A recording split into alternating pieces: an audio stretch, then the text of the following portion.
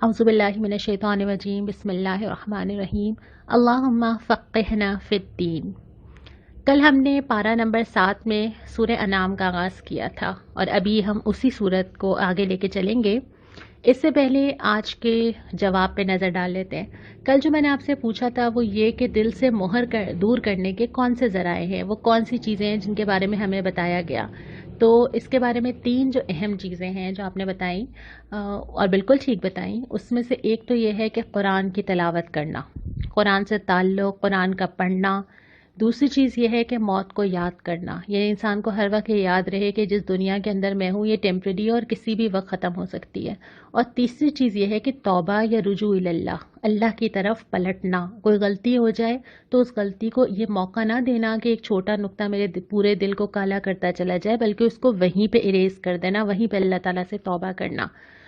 तो ये 3 चीज़ें ऐसी हैं जो दिलों पे मोहर लगने से बचा सकती हैं। अल्लाह ताला महफूज रखे हम सबको।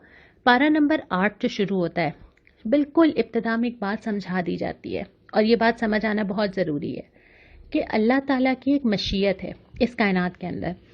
बहुत सारी चीज़ें इस कायनात के अंदर हो रही हैं और कभी कभी होता है कि अल्लाह ताला क्यों मौका दे रहे हैं किसी को, अल्लाह ताला क्यों किसी को नहीं पकड़ते कि वो ज़्यादती कर रहा है, वो किसी के हक़ मार रहा है, या दुनिया में जो लोग फसाद बर्पा करते हैं। अल्लाह ताला ने ये बताया है कि अल्लाह की एक रज़ा है और एक अल्लाह की मशीयत है। रज़ा अल्लाह की ये है कि लोग अल्लाह के रास्ते पे चलें, लेकिन अल्लाह ताला ने जो इख्तियार की आज़ादी हमें दी है ना कि हम सोचें कि हमें किस रास्ते पे जाना है, उसके लिए अल्लाह ताला की मशीयत काम करती है। फिर अल्लाह ताला ढील देता है कि बंदा कहाँ जाता है, कौन कहाँ जाना चाहता है, और जो जिस रास्ते पे जाना चाहता है अल्लाह उसको ज़बरदस्ती नहीं पकड़ के लाता। हमने अभी बहुत सारा पहले भी पढ़ा ना कि तौबा करने के लिए या अल्लाह की रहमत हासिल करने के लिए या हिदायत के लिए ज़रूरी है कि बंदा उस राह पे कदम पहले रखे। तो जो जिस रास्ते पे चलना चाहता है अल्लाह ताला उसके लिए उसी रास्ते पे चलना फिर आसान करते चले जाते हैं। फिर आहिस्ता आहिस्ता अगर आप बुराई का रास्ता चूज़ करते हैं तो गिल्ट ख़त्म होने लगता है। आहिस्ता आहिस्ता शुरू में होता है, 1 दफ़ा 2 दफ़ा, फिर ख़त्म हो जाता है। आप नेकी के रास्ते पे चलते हैं तो मुश्किलात ख़त्म होना शुरू हो जाती हैं। शुरू में लगता है कि ये बहुत मुश्किल है, लेकिन हर स्टेप आपको मजबूत करता चला जाता है। और अगर आप नेकी या बुराई किसी रास्ते पे चलते हैं तो अल्लाह ताला उसके असबाब करीब लाता है। फिर आपके लिए वैसे ही लोग मिल जाएंगे, वैसी आसानियाँ मिल जाएंगी और आप उसी रास्ते पे चलते चले जाएंगे। तो ये अल्लाह ताला की मशीयत है कि अल्लाह ताला फ़ौरन पकड़ता नहीं है, हर एक को जाने देता है वो जहाँ जा रहा है। रज़ा नहीं होती अल्लाह ताला की है, लेकिन सिर्फ इसलिए कि अल्लाह ताला आज़मा रहा है कि हम कौन से रास्ते पर कदम रखते हैं। फिर फरमाया कि उन तमाम गुनाहों से बचो जो चाहे नज़र आ रहे हों चाहे नज़र ना आ रहे हों, खुले और छुपे सारे गुनाहों से अपने आप को बचाओ। और फिर खुशखबरी है, मुझे ये आयत बहुत अच्छी लगती है और आज आपको भी बहुत अच्छी लग रही होगी। जिसे अल्लाह हिदायत बख्शने का इरादा करता है ना, उसका सीना इस्लाम के लिए खोल देता है।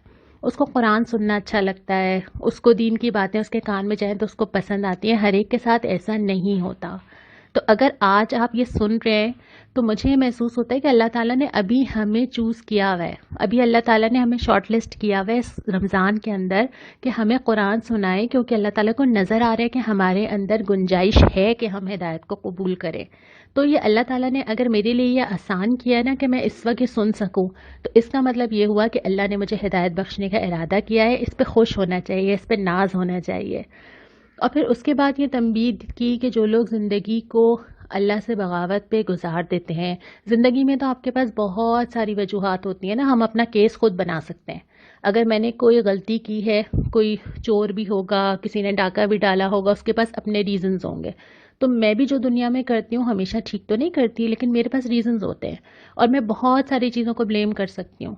लेकिन क़यामत के दिन ये होगा कि बिल्कुल ठीक ठीक इंसान अपने ख़िलाफ़ गवाही देगा, खुद भी एडमिट कर लेगा कि वाकई मुझे तो सब पता था, मैंने तो सब कुछ सुना हुआ था, मुझे मालूम तो था कि करना क्या है, किया नहीं है अलग बात है।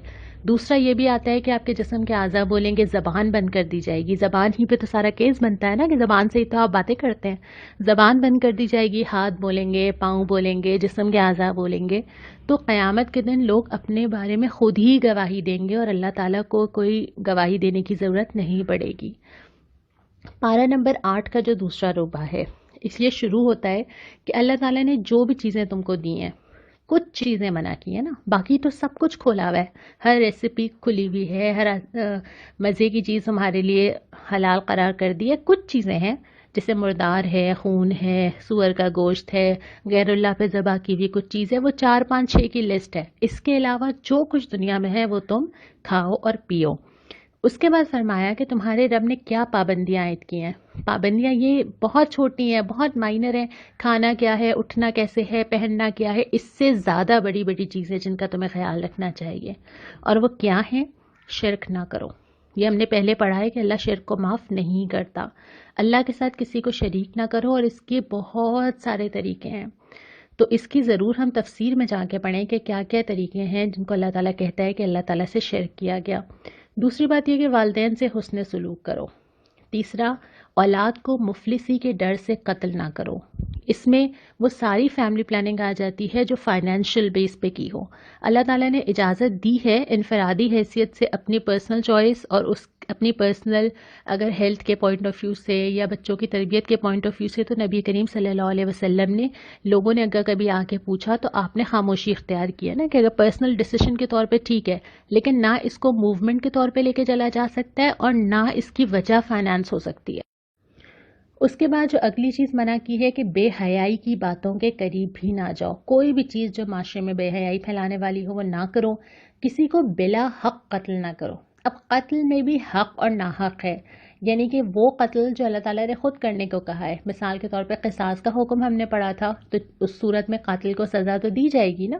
تو اس طرح کے جو قتل ہیں وہ تو ٹھیک ہیں جو کہ ایسی کسی وجہ سے ہوں، لیکن اس کے علاوہ کسی انسان کو ہرگز قتل نہ کیا جائے. مال یتیم کے قریب بھی مت جاؤ، یعنی جو مال اللہ تعالیٰ نے تمہارے حوالے کیا ہے کسی ایسے بچے کا ہے جو ابھی عقل نہیں رکھتا، تو اس کو نہ کھاؤ. اللہ تعالیٰ کے عہد کو پورا کرو. جو عہد ہم لا الہ الا اللہ کہہ کے اللہ تعالیٰ سے کرتے ہیں نا کہ بس اب آپ کے سوا تو کوئی معبود ہے ہی نہیں، اب تو آپ کی ہی ماننی ہے، تو اس عہد کو پورا کرو. ناپ تول میں انصاف کرو، یعنی معاشرے میں عمومی طور پہ. اس کے بعد جو اگلا نقطہ ہے یہ بھی انصاف کا ہی ہے. ایک انصاف وہ ہے جو ناپ تول میں کرنا ہے، ایک انصاف وہ ہے جو بات میں کرنا ہے، یعنی ڈیلنگ میں. کسی بھی جگہ پر یہ نہیں ہو سکتا کہ میں کسی رشتے میں جو ہے وہ کچھ اور بات کروں اور کسی رشتے میں کچھ اور کہوں. کسی سے مجھے محبت ہے تو اس کو زیادہ فیور دے دوں اور کسی سے نہیں ہے تو اس کے بارے میں کچھ بھی کہہ دوں. نہیں، ایک سٹینڈ انصاف کے ساتھ، عدل کے ساتھ. یہ جب انسان کو عادت ہو جاتی ہے نا تو پھر معاشرے میں یہ عادت پھیلتی ہے، اور جب معاشرے میں پھیلتی ہے تو پھر عدل کا نظام حکومت کے ذریعے پیدا ہوتا ہے. پھر لوگ یہ بھی دیکھتے ہیں کہ اگر میرے اوپر کوئی حکمران آنا ہے تو اس کو عادل ہونا بہت ضروری ہے، کیونکہ معاشرے میں کتنے لوگوں کے حقوق کا وہ ضامن ہوتا ہے. تو بات کہنے سے زیادہ ہر چیز میں جو ہے وہ انصاف اور عدل کا ہونا بہت ضروری ہے. اور آخر میں کہا ہے کہ سیدھے راستے پر چلو، ادھر ادھر نہ بھٹکو. اور اس کی بہت اچھی مثال جو ہے نا، وہ اگلا جو ایک جملہ ہے نا، وہ بہت پیارے جملے ہیں جو میں آپ کے سامنے رکھتی ہوں، اسی صورت کا حصہ ہے. بس یہ سم اپ کر دیتے ہیں کہ زندگی کیسی ہونی چاہیے. کہو، میری نماز، میرے مراسم عبودیت، میرا جینا، میرا مرنا، سب کچھ اللہ رب العالمین کے لیے ہے جس کا کوئی شریک نہیں. بس یہی مطلوب ہے. اچھا، اب جب ہم پارہ نمبر 8 کے تیسرے ربع کی طرف آتے ہیں تو یہاں پہ یہ صورت تو مکمل ہو گئی. سورہ آراف کا آغاز ہوتا ہے. سورہ آراف بھی مکی صورت ہے، لیکن اس صورت میں زیادہ تر ذکر ہے جنت، دوزخ، آخرت، کیا پیش آنے والا ہے، ان تمام چیزوں کا. تو ابتدا ہی ایسے ہوتی ہے کہ ہم تم سے ضرور پوچھیں گے. یہ نہیں ہو سکتا کہ دنیا میں جو بھی کر لو تمہیں کوئی پوچھے ہی نہ. اور یہ اللہ تعالیٰ کے انصاف کا تقاضا تو ہے نا. اگر میرے ساتھ کسی نے زیادتی کی ہے تو یہ عین انصاف ہے کہ اس کو بدلہ ملے، کیونکہ زندگی میں تو ایسے بدلے نہیں ملا کرتے. زندگی میں تو ہر ایک نہ قدر کرتا ہے نہ ریئلائز کرتا ہے، ہر ایک آپ کی بہت ساری چیزوں کو، صحیح چیزوں کو غلط سمجھتا ہے، آپ کے ساتھ بہت ساری زیادتیاں کرتا ہے. تو بہت سارے حساب کتاب دنیا میں نہیں ہوتے. تو ان کے لیے اللہ کا انصاف یہ ہے کہ اللہ قیامت کے دن سب کو کھڑا کرے اور ایک ایک سے حساب لے. تو اللہ تعالیٰ یہی فرما رہے ہیں کہ ہم ضرور باز پرس کریں گے. یہ نہیں ہوگا کہ جس نے جو کیا بس چلا گیا. اور اس کے بعد یہ کہ 2 مثالیں دی ہیں. شیطان کی مثال دی، گھمنڈ تھا، نہیں مانا، نہیں سجدہ کیا، نہیں رجوع کیا. لیکن حضرت آدم و حوا کی مثال دی کہ غلطی تو ہو جاتی ہے لیکن فوراً پلٹ گئے، اور یہی چیز ان دونوں کے اندر فرق کرتی ہے. پھر فرمایا کہ ہم نے لباس نازل کیا ہے، اور یہ وہ لباس دیا ہے اور اس کے ساتھ جو وجہ اس آیت میں آتی ہے تاکہ وہ تمہارے جسم کو ڈھانپے، تمہاری حفاظت کرے، تمہاری زینت کا ذریعہ ہو. یعنی یہ وہ لباس جس کو اللہ تعالیٰ نے دیا ہے، اس کا پرپس تھا. اللہ تعالیٰ چاہتا ہے کہ تم زینت بھی اختیار کرو لیکن اسراف نہ کرو. اللہ تعالیٰ یہ بھی چاہتا ہے کہ موسم سردی گرمی کے لحاظ سے اختیار کرو، لیکن یہ لباس زندگی کا مقصد نہیں ہے. ہوتا یہ ہے کہ زندگی کی بہت ساری چیزیں ہماری زندگی کا اتنا بڑا وقت لے کے جاتی ہیں. مثال کے طور پہ اب اگر ہماری سارے معمولات چینج ہوئے ہوئے ہیں تو ہمارے گھر چل رہے ہیں نا. ضروری تو نہیں ہے، اب ہو سکتا ہے کہ ہم عید کے نئے کپڑے بھی نہ بنائیں، ٹھیک ہے، جو سچویشن ہے ہم اس کے لحاظ سے گزارا کر لیں. لیکن یہی چیزیں جب عام حالات ہوتی ہیں تو ہمیں لگتا ہے کہ ہمارے لیے کتنی اہم ہے. حالانکہ اس کا مقصد صرف یہ تھا کہ یہ 1 2 3 یہ والے کام کرے، اس سے زیادہ اس لباس کا کوئی مقصد نہیں تھا. اسی لیے اگلی آیت میں فوراً کلیئر بھی کر دیا کہ بہترین لباس جو ہے وہ تقویٰ کا لباس ہے. یہ میٹر نہیں کرتا کہ کپڑا کون سا تھا، کتنے روپیز میٹر تھا، اس کے اوپر کتنا کچھ لگا ہوا تھا. نہیں، اصل چیز یہ ہے کہ پرسنالٹی کیا ہے، تقویٰ کی بنیاد پہ شخصیت کیا بنی ہے. اور ہم اپنے آس پاس بھی جن لوگوں کو رسپیکٹ کرتے ہیں، ہم ان کے لباس کی وجہ سے تو نہیں کرتے، پرسنالٹی کی وجہ سے کرتے ہیں. اور پھر فرمایا کہ کس نے خدا کی بخشی ہوئی پاک چیزوں کو حرام کر دیا. یعنی دونوں طرف جو ہے وہ شدت نہیں ہونی چاہیے. یہ بھی نہیں ہے کہ آپ حرام چیزوں کو حلال کر لیں، لیکن جو چیزیں اللہ تعالیٰ نے حلال رکھی ہیں اس کے بارے میں بھی شدت اختیار نہیں کرنی چاہیے. یہ بھی نہیں ہے کہ اگر کوئی ینگ یا ٹین ایج ہے اور اس کو کسی چیز کا شوق ہے تو ہم ہر چیز میں چاہیں کہ بس وہ منیمم پر آ جائے اور وہ انجوائے نہ کرے یا وہ زور سے ہنسے نہیں. اور بہت ساری ایسی پابندیاں بھی بعض اوقات مذہب کے نام پہ بھی لگ جاتی ہیں جو اللہ تعالیٰ نے نہیں لگائی ہیں. پھر یہ فرمایا کہ اصل میں جو چیزیں اللہ تعالیٰ نے حرام کی ہیں نا وہ تو بہت بڑی بڑی ہے، وہ یہ چھوٹی چھوٹی چھوٹی نہیں ہیں، وہ بہت بڑی ہیں. اور وہ کیا ہیں؟ وہ وہی چیزیں ہیں جو ابھی تھوڑے دیر پہلے بھی میں نے پڑھی تھیں. بے شرمی کے کام، بے حیائی کا معاشرے میں پھیلنا، کھلے ہو یا چھپے. پھر گناہ اور حق کے خلاف زیادتی، شرک، اللہ تعالیٰ سے کوئی غلط بات کا منسوخ کر دینا. تو بڑے گناہ جو ہیں یہ بڑے ہیں اور ان سے بچنا بہت زیادہ ضروری ہے، بجائے اس کے کہ چھوٹے فقہی معاملات میں ایک دوسرے کی ٹانگ کھینچی جائے. اور اس کے بعد پھر یہ فرمایا کہ ہر ایک کے لیے دوہرا عذاب ہے.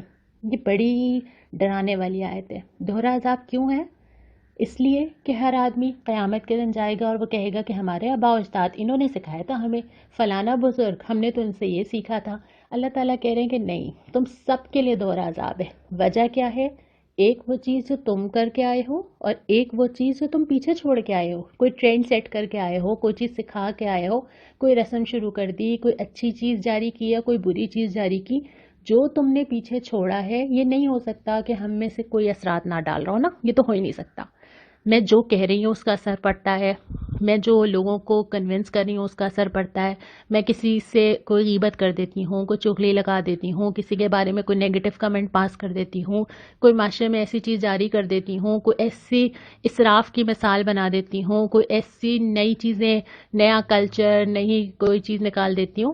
تو یہ کیسے ہو سکتا ہے کہ اثرات نہ پڑیں؟ بہت سارے لوگوں پر پڑتے ہیں.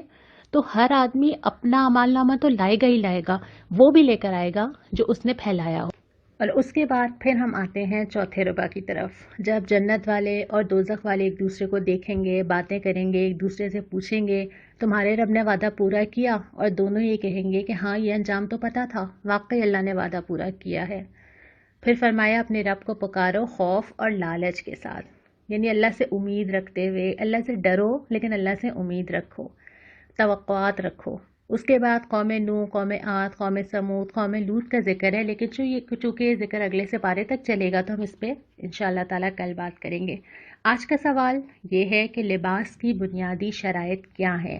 لباس پہنتے ہوئے کن چیزوں کا خیال ہمیں رکھنا چاہیے؟ اس سے پہلے کہ ہم دعا کی طرف بڑھیں، آج میرے پاس آپ کے لیے ایک نیوز بھی ہے اور ایک اناؤنسمنٹ بھی ہے. نیوز یہ ہے کہ میں نے آپ سے ذکر کیا تھا کہ ہمیں بہت سارے جوابات آ رہے ہیں اور ہمارے لیے یہ ممکن نہیں ہو رہا کہ ہم روزانہ آپ کو بتا سکیں کہ کتنے لوگ جوابات بھیج رہے ہیں اور کہاں کہاں سے بھیج رہے ہیں. لیکن اس ایک ویک کے اندر ہمارے پاس جو ٹاپ فالوورز تھے جنہوں نے بہت زیادہ انوالو ہو کے جوابات دیے، ہم نے کوشش کی ہے کہ ہم اس کی کوئی لسٹ بنا سکیں. تو پہلی تھوڑی سی لسٹ ہم کل آپ کے ساتھ شیئر کریں گے. یقیناً وہ لسٹ پوری نہیں ہے لیکن ایک جھلک ہے آپ کے پاس، اور انشاءاللہ ہر تھوڑے دن کے بعد ہم یہ لسٹ آپ کے سامنے لاتے رہیں گے. अनाउंसमेंट ये है कि आपके बहुत सारे क्वेश्चंस जो हमें मेल में आते रहे हैं, उसके बाद हमने अब ये डिसाइड किया है कि हम कोशिश करेंगे कि आपके कुछ सवाल ज़रूर दरमियान में ले लें। जहाँ जहाँ जिस सिपारे में भी हमें गुंजाइश मिलेगी, हम 1, 2, 3 सवाल ज़रूर वहाँ पर लेंगे। आपके पास आज का पूरा दिन है, आप आज जो क्वेश्चन करना चाहते हैं भेज दीजिए। हमारी ईमेल आईडी आपके सामने है। जो क्वेश्चंस ईमेल पे आएंगे उसमें से हम सॉर्ट करके कुछ क्वेश्चंस आपके सामने अगले 2-3 दिन में ज़रूर रखने की कोशिश करेंगे। ख्याल रहे कि आपने क्वेश्चन इस तर्जुमा कुरान से रिलेटेड पूछना है जो आप पढ़ रहे हैं। फ़िक़ही मसाइल नहीं पूछने, क्योंकि ये फ़िक़ह की क्लास नहीं है और इसकी बहुत सारी डिटेल्स हैं जो हम यहाँ पे कवर नहीं कर पाएंगे। तो जो हमने अब तक कुरान पढ़ा है, अभी तक जो आपने 7-8 सिपारे पढ़ लिए हैं, इसमें आपके दिल में अगर कोई सवाल पैदा हुआ है, फ़ौरन आज ही मुझे ईमेल कर दीजिए। अब हम आते हैं दुआ की तरफ, और जो दुआ है वो वही हज़रत आदम की दुआ है, बहुत ही प्यारी। रब्बना ज़लमना अनफुसना व इल्लम तग़फ़िर लना व तरहमना लनकूनन्ना मिनल ख़ासिरीन।